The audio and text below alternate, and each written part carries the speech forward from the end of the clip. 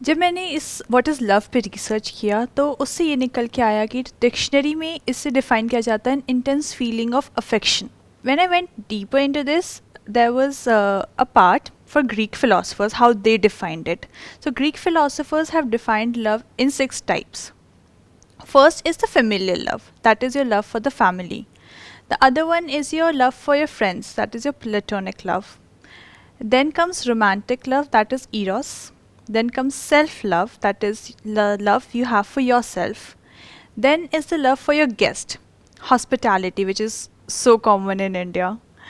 And then the last one is the love for mankind, that is agap, is divine love, that is loving everyone without expecting anything in return, just how God loves everyone and doesn't expect out of basically anyone. Selflessly you are talking about. Selflessly, yes. हम एक एक करके सबको touch करते हैं आज के session में. सबसे पहले आपने बात किया फैमिली का जो लव होता है आपस में, फैमिली की जो बॉन्डिंग होती है. तो what is this family love that we are talking about? क्या वो प्योरली बायोलॉजिकल होता है या फिर कुछ और है, बायोलॉजी से ऊपर भी कुछ है आपके हिसाब से? मेरे हिसाब से बायोलॉजिकली भी है, इवोल्यूशनरी पर्सपेक्टिव भी है और साइकोलॉजिकल भी है. It's a combination of everything. जब दो लोग मिलते हैं तो they have to reproduce. For that there is this drive which was given to us previously only. It's like hunger, thirst. People do it to produce offsprings. Now, that's evolutionary perspective is there because the tendency कि बच्चा अपने माँ बाप पे dependent रहता है और माँ बाप का भी ये रहता है कि वो मेरा बच्चा है तो मुझे उसके लिए करना ही है. एक माँ अपने बच्चे को जिस तरीके से रखती है वो शायद अपने पति के साथ भी वैसे ना रहे. बच्चा गलती कर रहा है, कोई बात नहीं है, वो मेरा बच्चा है.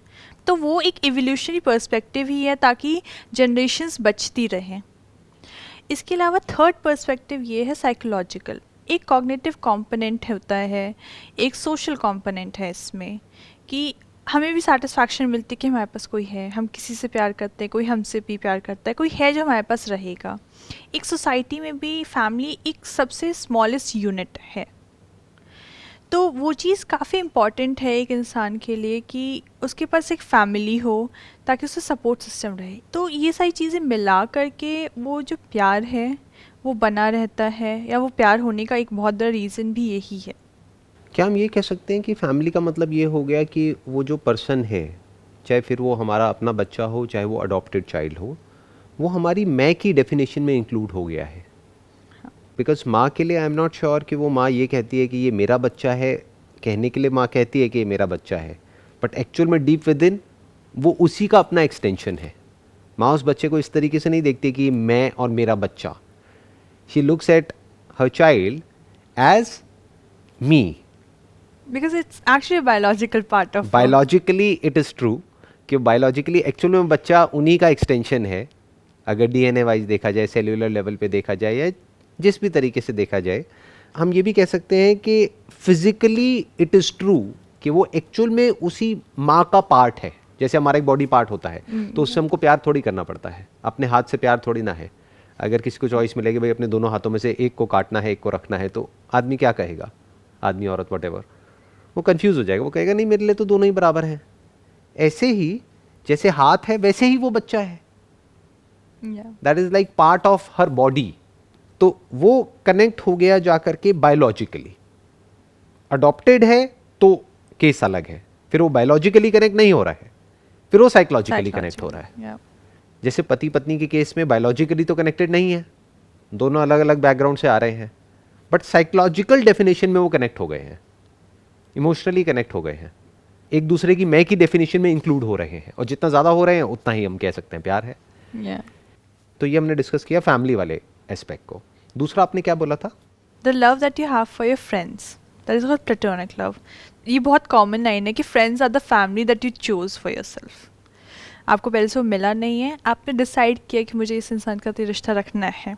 सो वो that is a chosen love. आपको बेनिफिट है उस चीज़ से, उस रिलेशनशिप से कहीं ना कहीं बेनिफिट भी होता ही है, तभी पीपल मेंटेन इट. बट एक काइंड ऑफ सेंस ऑफ वो भी होता है कि ठीक है.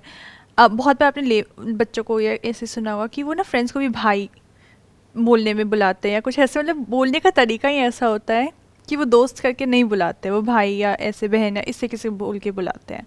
तो वो एक सेंस ऑफ वो आता है कि ठीक है ये मेरा चोजन है, मतलब ये मैंने फैमिली चूज़ की है अपने लिए। फ्रेंडशिप एज लव, बेसिकली उसके पीछे क्या मोटिव्स होते हैं? एक होता है इंटीमेसी, कि हम कुछ ऐसी बातें शेयर कर सकते हैं अपने फ्रेंड्स के साथ में जो फैमिली के साथ में नहीं कर सकते। दूसरा, कहीं ना कहीं एक सेंस ऑफ सिक्योरिटी आता है। तीसरा, एक सेंस ऑफ कंपेनियनशिप आ जाता है कि we have somebody to spend time with, specially जिनकी थॉट प्रोसेस हमारी थॉट प्रोसेस से अलाइन होती है, तभी वो फ्रेंडशिप लंबे टाइम तक सस्टेन होती है। जहाँ पर कोई बायोलॉजिकल एलिमेंट नहीं है as such, but more of psychologically दोनों को एक दूसरे से कुछ मिल रहा है। वी आर सोशल बींग्स, हम आइसोलेशन में तो वैसे भी नहीं रह सकते। और बाहर में जब आप जाते हैं तो फैमिली हमेशा आपके साथ नहीं जाती, तो आपको कोई ना कोई तो चाहिए। अगर आप अपने घर से दूर पढ़ रहे हैं तो आपको फ्रेंड्स चाहिए वहाँ पे, कि अगर कुछ होता है या कुछ भी है तो वो हैं, या मुझे अपना दिन ही काटना है तो वो हैं। तो वो चीज़ एक सेंस ऑफ पर्पस भी देती है। आप कभी कभी होता है कि अच्छा वो मेरा फ्रेंड ये कर रहा है तो मैं भी ये करूँगा। तो मेनली यही गेन होता है आई साइकोलॉजी। थिंक सबसे बड़ा जो वहाँ से गेन होता है ना, correct me if I am wrong, मतलब आप बताइए आपके क्या थॉट्स हैं इसके बारे में, वो एक टाइम पास का कहीं ना कहीं एक वो है, एक फैक्टर जो बहुत इंपॉर्टेंट होता है फ्रेंडशिप में, राइट? क्योंकि बहुत सारी फ्रेंडशिप्स ऐसी ही होती हैं जहाँ पर ये होता है कि भाई एक मूवी देखने जाना है, अब अकेले तो जाएंगे नहीं, कोई साथ में तो चाहिए मूवी देखने के लिए, या मार्केट जाना है, कहीं घूमना है, फिरना है, टाइम स्पेंड करना है, साथ में मिलना है, बैठना है, उठना है और हंसना है, और वो फिर अपने घर, वो अपने घर। तो एज सच कोई रिलेशनशिप नहीं है, बट एक बॉन्डिंग है जहाँ पर के एक अच्छा टाइम हम स्पेंड कर पा रहे हैं आपकी एक लाइफ दूसरे में के जो साथ में। बाकी के स्ट्रेस हैं वो कहीं तो आप जाकर के रिलीज करेंगे। तो friendship is a very good way की स्टडीज हैव एक्चुअली शोन कि जिनके ज़्यादा फ्रेंड्स होते हैं, जिनके अच्छे फ्रेंड्स हैं, उनकी लाइफ भी लॉन्गर है, क्योंकि उनका स्ट्रेस निकालने का एक तरीका है। और I think that plays a major role. When you have people around you, you become more resilient. ये हमने दूसरे एस्पेक्ट को कवर कर लिया, दैट इज फ्रेंडशिप वाला जो लव हम जिसकी बात कर रहे हैं। तीसरा कौन सा था? Romantic, Eros. उसको क्या बोलते हैं? इरोस।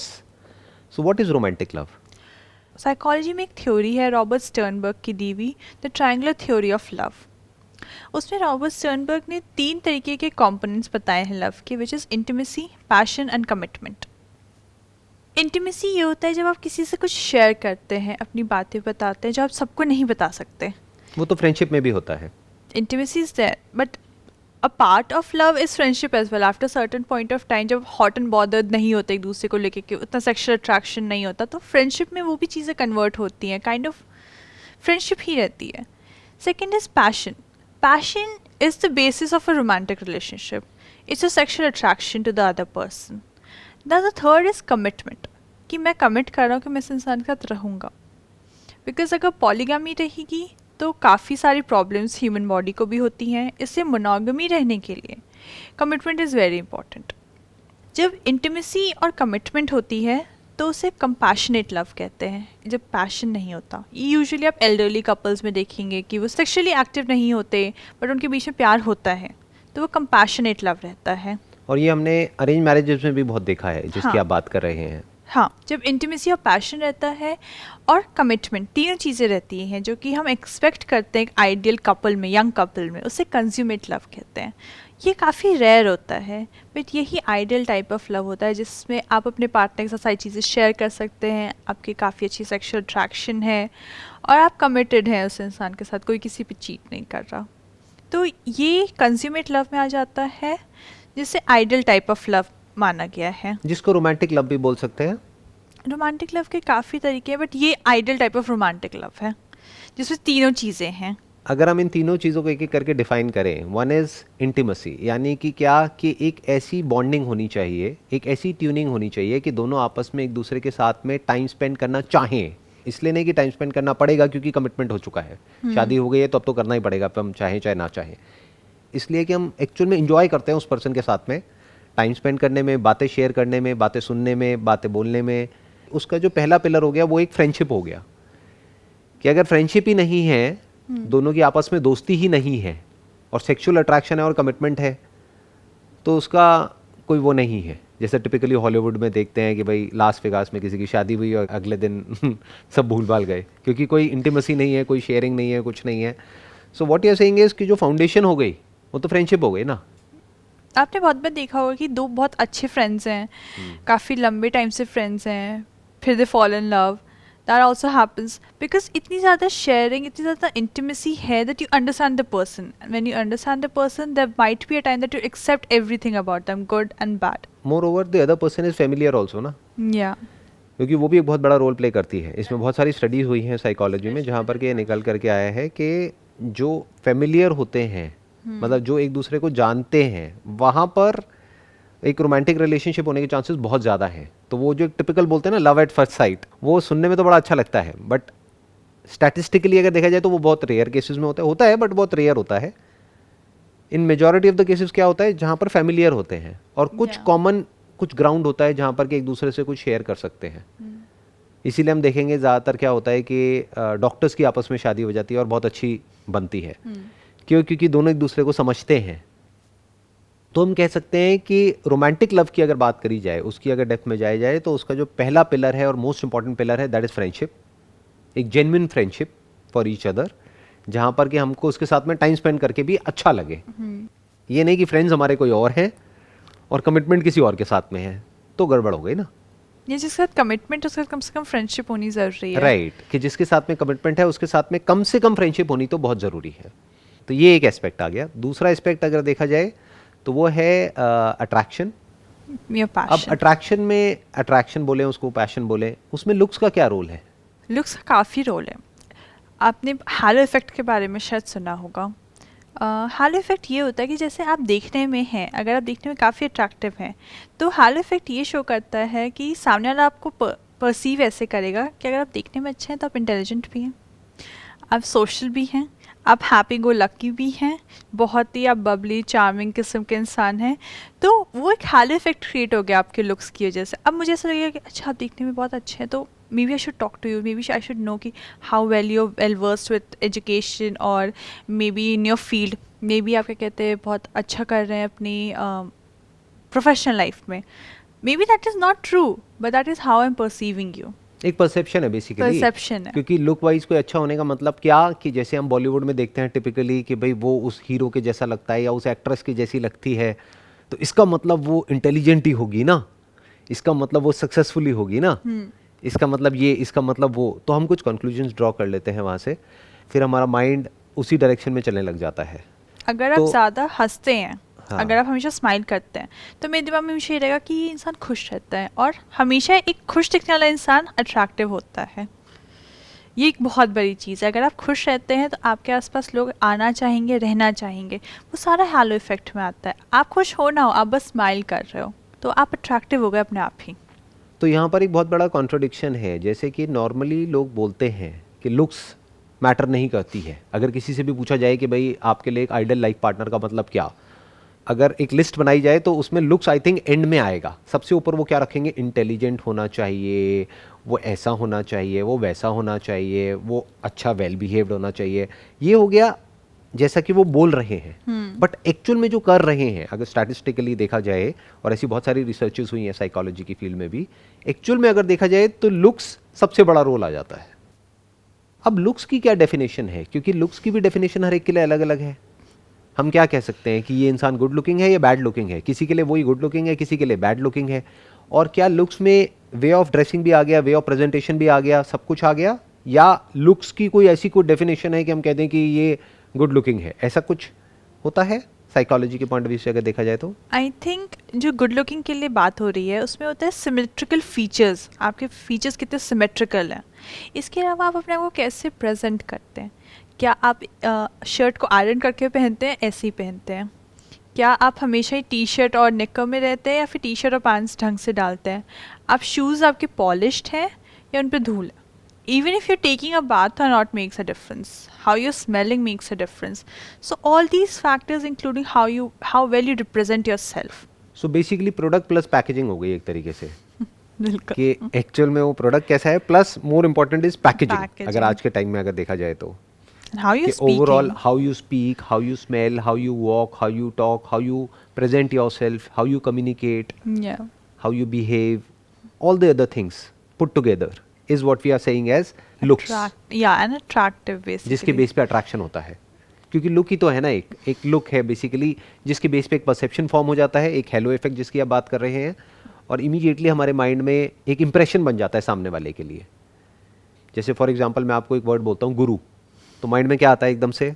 तो ट्रेडिशनल ड्रेस हो उनकी। राइट, कोई ऐसी ड्रेस होनी चाहिए जो कि ट्रेडिशनल हो, ये हो, लंबी सी दाढ़ी हो, और एक ऐसी लुक हो जो बिल्कुल ही एक गुरुजी वाली एक टिपिकल लुक होती है। अब चाहे वो एक्चुअल में गुरुजी ना हो, लेकिन उस वे ऑफ ड्रेसिंग की वजह से वो जो फर्स्ट इंप्रेशन एकदम से क्रिएट होगा, चाहे उसको आपने पर्सनली देखा या वीडियो में देखा या कहीं फोटो देखी, तो एकदम से आपके माइंड में आएगा कि अरे ये तो कोई बहुत ही पहुंचे हुए इंसान है, ये गुरु है।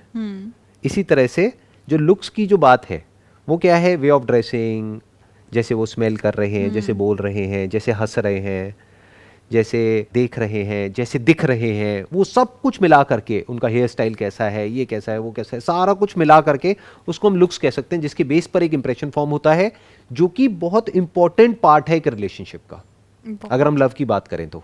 अगर आप अपने पार्टनर से अट्रैक्टेड नहीं है तो आप कहीं और अट्रैक्शन आपकी चली जाएगी। What you are saying is कि अगर आप अपने पार्टनर से अट्रैक्टेड नहीं है तो आपकी अट्रैक्शन कहीं और चली जाएगी। तो उस अट्रैक्शन को मेंटेन करने के लिए क्या करना पड़ेगा? I think putting in efforts for your self improvement, जो एक इसका नेक्स्ट पार्ट है सेल्फ लव। जब हम सेल्फ लव की बात करते हैं तो फिर वो होता है कि आप अपने ऊपर कितनी मेहनत कर रहे हैं, आप अपने लिए कोई नया स्किल सीख रहे हैं, आप अपने आप को वेल ग्रूम्ड रख रहे हैं, और आपको कोई चीज़ पसंद है तो आप वो कर रहे हैं या नहीं, अपने को खुश रखने की कोशिश कर रहे हैं कि नहीं। Exactly, I was about to say that कि सेल्फ लव का मतलब हो गया कि आप अपने आप को खुश रखने के लिए, या अपने माइंड को सॉर्टेड रखने के लिए, या अपने आप को सेन रखने के लिए, इस ऐसे दुनिया में जो कि एक्चुअल में इनसेन है, अगर चारों तरफ हम न्यूज़ को देखें और दुनिया में जो कुछ हो रहा है उसको देखें, तो अपने आप को आप हेल्दी रखने के लिए फिजिकली एंड साइकोलॉजिकली आप क्या कर रहे हैं।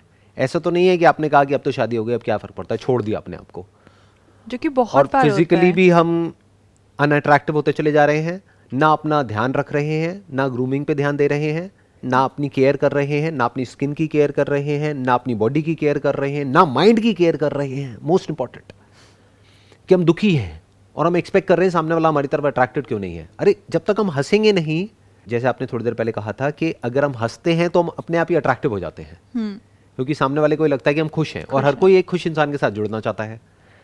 तो अट्रैक्शन मतलब सिर्फ ये नहीं है कि आप कैसे दिख रहे हैं, पैशन सिर्फ वहां से नहीं आता है, पैशन यहां से भी आता है कि क्या आप हंस रहे हो, और क्या आप नकली हंस रहे हो या एक्चुअल में हंस रहे हो। Yeah. तो if you are smiling from within, you are happy from within, because you are growing and because you are taking care of your body, because you love your body, because you love your thoughts, your feelings, your emotions, because you love your state of mind, और आप अपना पूरा ध्यान रख रहे हो, तो आप अपने आप ही और अट्रैक्टिव होते चले जा रहे हो। तो अट्रैक्शन की डेफिनेशन को भी हमने बड़ा कर दिया। जैसे लोग टिपिकली समझते हैं अट्रैक्शन का मतलब क्या है कि एब्स बने हुए हैं बहुत अच्छे, पर शक्ल ऐसी बनाई हुई है कि जैसे कोई मर गया है, तो उसके पास कौन आना चाहेगा?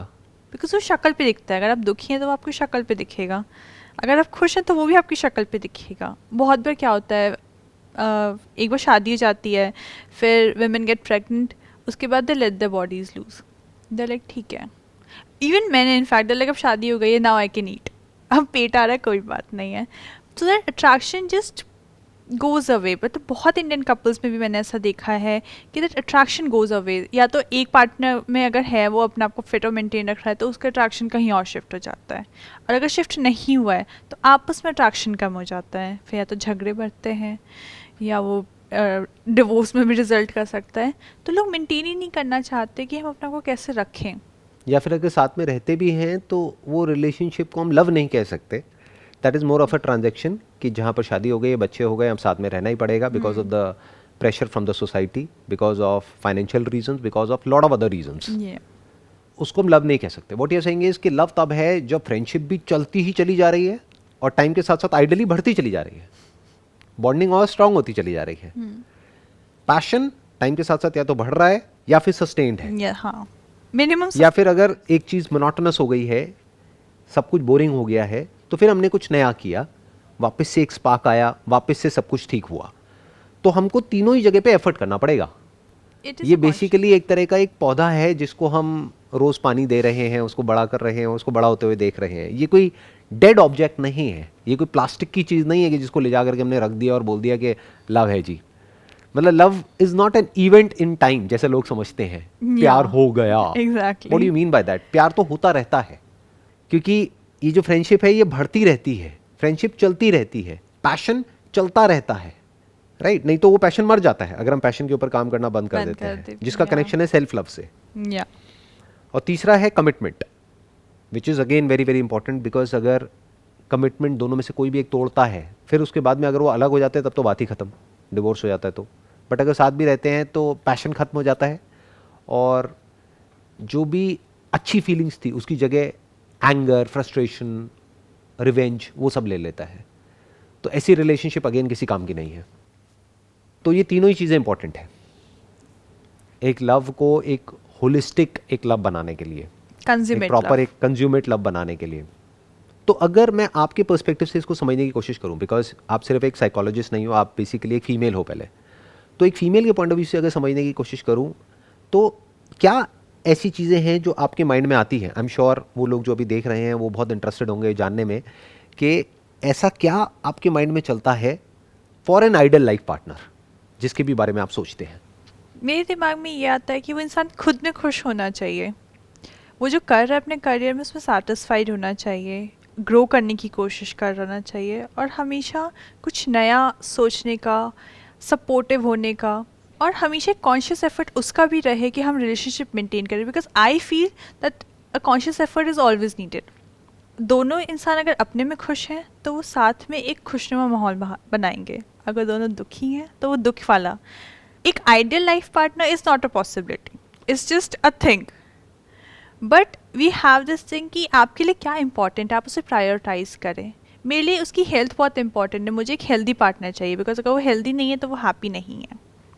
तो that is very important for me. That's an interesting point. What you are saying is चाहे उसके पास कितना भी पैसा हो, बट अगर वो हेल्दी नहीं है तो you don't want to be in a relationship with such a person. No, तो ये एक बहुत बड़ा मैसेज है जो भी लोग देख रहे हैं अभी उन लोगों के लिए, क्योंकि लड़कों के माइंड में नॉर्मली यही परसेप्शन होता है, स्पेशली जो यंग एज के होते हैं, कि भाई अगर हम पैसा कमा लेंगे तो पता नहीं क्या हो जाएगा, जबकि ऐसा एक्चुअल में नहीं होता है, क्योंकि और भी चीज़ें देखी जाती हैं। सिर्फ यही नहीं कि आप फाइनेंशियली या अपने करियर में कितने सक्सेसफुल हो, बल्कि आप कितने खुश हो एक्चुअल में अंदर से, सिर्फ बाहर से दिखाने के लिए नहीं। एक्चुअल में अंदर से ग्रो कर रहे हो या नहीं कर रहे हो, हेल्थ वाइज आप कैसे हो, ये सब चीज़ें देखी जाती है। बिकॉज एक अगर आपके पास पैसा है बट आप हेल्दी नहीं हैं तो आप काफ़ी इरिटेटेड रहेंगे, फ्रस्ट्रेटेड रहेंगे, फिर वो आप अपने पार्टनर पे निकालेंगे। तो आपको एक ऐसा पार्टनर चाहिए जो कि कोशिश कर रहा हो खुद पर काम करने की, कॉन्स्टेंटली ग्रो करने की, एक्सटर्नली भी और इंटरनली भी, और खुश रहने की कोशिश कर रहा हो। खुश रहने का मतलब क्या? अपनी अंडरस्टैंडिंग को लाइफ को लेकर के ठीक करता चला जा रहा हो, जिससे कि वो और ग्राउंडेड हो रहा हो, और वो एक्चुअल में देख पाए और समझ पाए कि एक्चुअल में लाइफ में क्या इंपॉर्टेंट है और क्या नहीं है। ये हमारा एक और पॉइंट कवर हो गया। इसके बाद में नेक्स्ट कौन सा था? सेल्फ लव तो वो हमने ऑलरेडी टच कर लिया Yeah. है। उसके बाद कौन सा था? The love for your guests. वो इंडिया में बड़ा ऑब्वियस है, वो हमको कुछ भी बात करने की उसके लिए ज़रूरत नहीं है कि मेहमान जो होता है वो भगवान का रूप भगवान। होता है एंड ऑल दैट। लास्ट कौन सा है? द लव फॉर मैनकाइंड, एगेप, जिसको आप डिवाइन लव कह रहे थे। Divine love. उसको थोड़ा एक्सप्लेन करिए, what is divine love? Divine love हम इस तरीके से डिफाइन कर सकते हैं, जो लव सेल्फलेस है। मतलब मैं अगर आपके लिए कुछ कर रही हूँ तो मैं ये बिना सोचे करूँ कि आप मेरे लिए वो चीज़ या कुछ सिमिलर चीज़ करेंगे वापस। वो बस मैंने करा, ये बिना सोचे कि मुझे इसके बदले में क्या मिलेगा। बट ये पॉसिबल कैसे है? थियोरेटिकली तो बड़ा अच्छा लग रहा है सुनने में, बट प्रैक्टिकली कैसे पॉसिबल है? क्योंकि ये- आप जो भी करते हो उसमें कोई ना कोई आपका मोटिव होता है। आप अपने किसी ना किसी डिज़ायर के साथ में, या किसी ना किसी ग्रुप के साथ में, किसी ना किसी आइडिया के साथ में, किसी ना किसी आइडियोलॉजी के साथ में, किसी ना किसी रिलीजन के साथ में, किसी ना किसी थॉट के साथ में आइडेंटिफाइड हो, और उसको प्रोटेक्ट करने के लिए आप एक्ट कर रहे हो। You are always acting out of desire और फियर। तो ये कैसे पॉसिबल होगा कि हम सेल्फलेसली एक्ट करें, जिसकी आप बात करें highest level of love? That is the rarest kind of love. But अगर छोटी छोटी चीज़ों में इसको देखा जाए तो अगर आप कुछ गरीब बच्चों को खाना ही खिला देते हैं एक बार का, तो क्या वो उस पर नहीं कंसिडर हो सकता? क्या हम किसी गरीब बच्चे को खाना खिलाते हैं, या एक्चुअल में जैसे हम रेड लाइट पे रुके और कोई भिखारी आया मांगने के लिए, उसको हमने पैसा दिया, तो क्या हम इसलिए देते हैं क्योंकि हमको एक्चुअल में उसकी पड़ी है, या फिर इसलिए देते हैं क्योंकि वो दे करके हमको अच्छा लगता है, we feel good about it? There is a sense of fulfilment कि हाँ मैं प्रोवाइड कर सकती हूँ। राइट, मैं उसको दे रहा हूँ, मैं तो और स्ट्रांग हो गया। वो सेल्फलेस कैसे है? वो तो फुल ऑफ सेल्फ है। इंसान और भगवान में शायद यही एक डिफरेंस है कि आप कुछ ना कुछ उसके बदले में एक सेंस ऑफ फुलफिलमेंट ही क्यों ना, एक साइकोलॉजिकल ही क्यों ना हो कि ठीक है मैं इतना कर सकती हूँ या मैं इतना कर सकता हूँ, वही चीज़ शायद डिफरेंस है इंसान और भगवान में होने का। और इसीलिए वो जो सेल्फलेसनेस वाली बात हुई वो ये है कि उसके वो इंसान मेरे लिए कुछ नहीं कर सकता। आप कह रहे हैं इंसान और भगवान के बीच में यही डिफरेंस है। भगवान मतलब क्या, भगवान का कॉन्सेप्ट क्या है आपके माइंड में? अगर यूनिवर्स की बात किया जाए जो आपको सब कुछ प्रोवाइड कर रहा है, तो मेरे दिमाग में आता है कि there is an higher power जो कि सब चीज़ों को एक जगह पे रखे हुए है, पूरे सिस्टम को।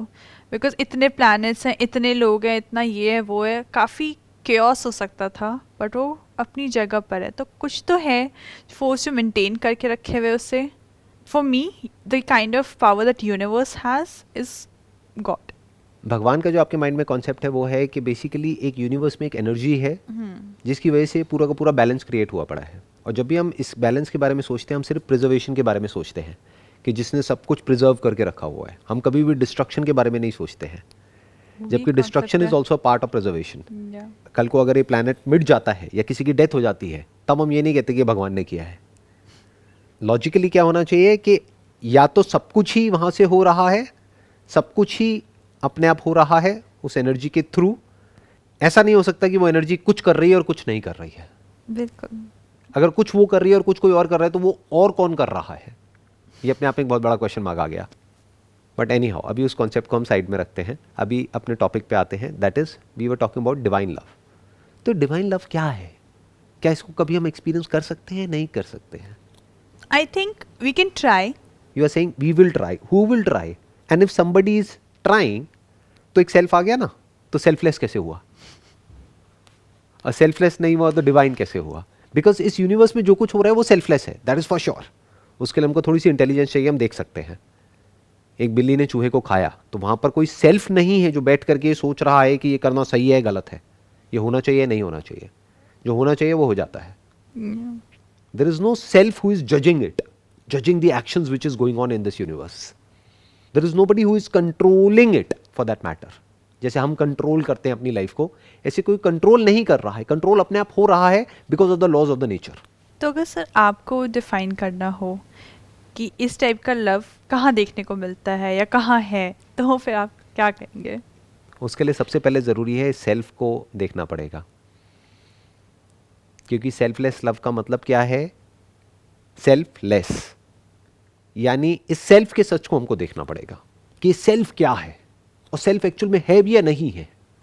जो हमने अपने पिछले एपिसोड में बात करी थी ईगो के बारे में, self as a separate self, कि ये जो सेपरेट सेल्फ जो हमारे माइंड में है as a thought just for a namesake, कि एक्चुअल में भी कहीं एग्जिस्ट करता है?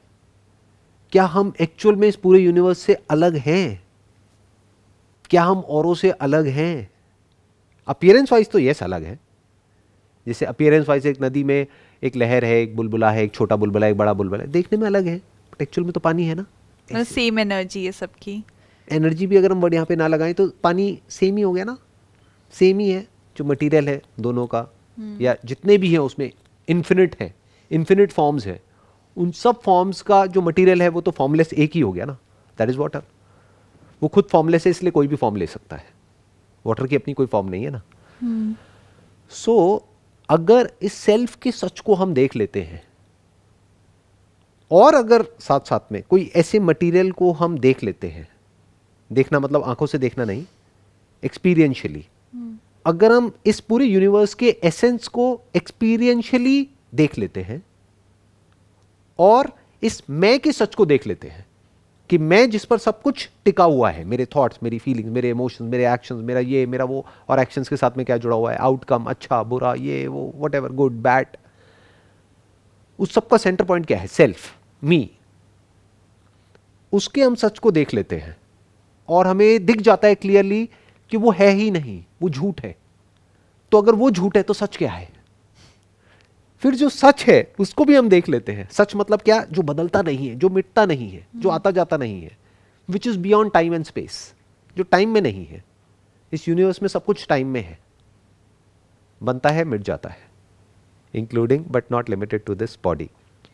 Everything is in time and space, your thoughts, your feelings, your emotions, this and that, everything. तो सब कुछ टाइम में है, ये प्लैनेट भी टाइम में है। तो क्या कुछ ऐसा है जो टाइम के बियॉन्ड है? स्पेस के बियॉन्ड है। तो अगर हम उसको एक्सपीरियंशियली देख सकें और हम समझ सकें कि जो मैं, जिसको भी मैं समझता था या दुनिया जिसको भी मैं समझती है, वो अपने आप में झूठ है और सच कुछ और ही है, उस सच को हम देख लेते हैं। That is the beginning of selfless love, that is the beginning of divine love. क्योंकि अब कोई सेपरेट सेल्फ है ही नहीं। जब है ही नहीं तो किसको क्या चाहिए?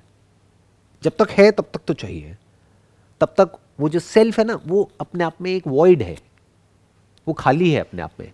इट्स लाइक अ बॉटमलेस पिट। उसको इंसान भरने की कोशिश करता रहेगा अलग अलग तरीकों से। कोई अच्छा काम करके करेगा, कोई बुरा काम करके करेगा। अलग अलग तरीके हैं लोगों के अपने उस सेल्फ को फुलफिल करने के लिए, जो कभी फुलफिल होता ही नहीं है मरते दम तक। किसी को भी देख लो जा करके। तो सर यही डिफरेंस नहीं, एक इंसान और एक इंसान से जो अलग ताकत है उसके बीच में?